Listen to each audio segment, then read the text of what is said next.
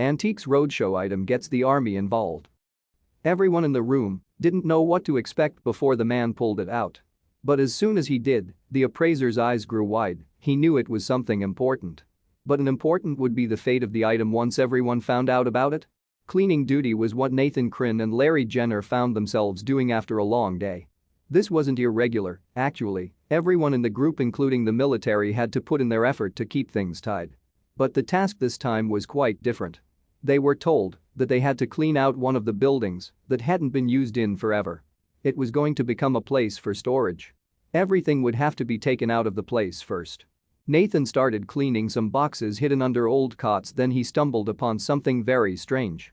In one of the boxes was an ornate wooden box that looked impeccable. It was handcrafted and beautiful. They decided to open it up to see what was inside. There wasn't a bottle, but flowers. Maybe it was an old soldier's gift from a spouse that had been forgotten or lost here.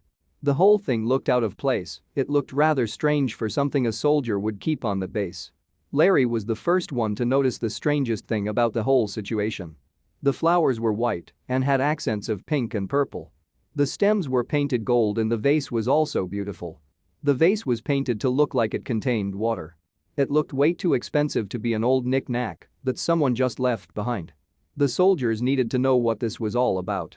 They decided to look up the keywords that they could find and see what they had found. Then they started to get excited as they searched. They were like children looking for treasure. Then they knew they needed it appraised. It took some negotiation, but the two managed to leave the base and find the one show they had known for years and was thankfully within driving distance. It was the famous Antiques Roadshow. Larry and Nathan were already giddy, but they needed a professional evaluation. The appraiser started their questioning, which was standard: the who, where and what, etc. Only more questions were raised as the appraiser examined the engraving. Nathan and Larry saw the key. Co, South Africa, 1900. From their research, the men concluded that the delicate sculpture had been gifted to their regiment for their help during the Boer War 1899 to 1902.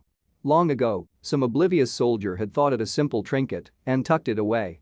If they had known who had made it, they would have never shoved it away like a bad Christmas tie. The man and his family firm who made all those famous eggs that sell for millions had also done previous studies using flowers as a theme.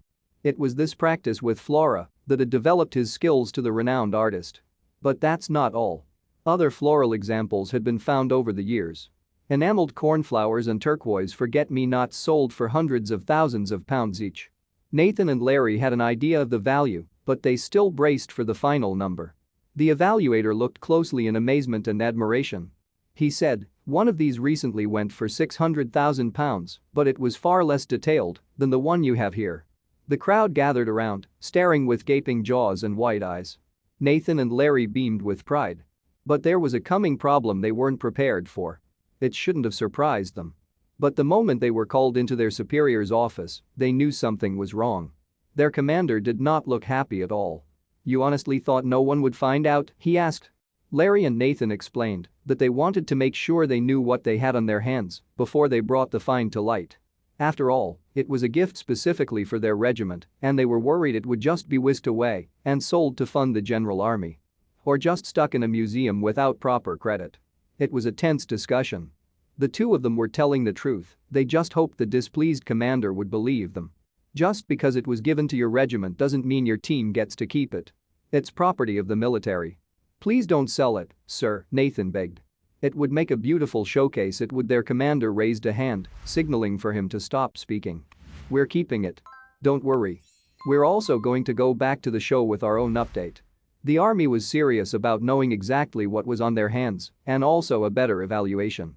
So, with the two of them in full uniform, they went back to the show and their third guest, a military historian, joined them. The final number was jaw-dropping. "I'm going to tell you, in my opinion, that this is worth £1 million. Everyone in the crowd gasped. Nathan and Larry did their best to keep their cool and remain professional. But inside they were jumping with joy. What the historian said next made them feel all the more fantastic. He grinned and said, "Well, I'm supposed to say now that it's not for sale."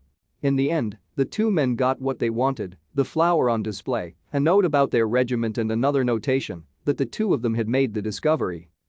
Thank you for watching this fantastic story. Please tap one of the two videos on your screen for another amazing wonder stories.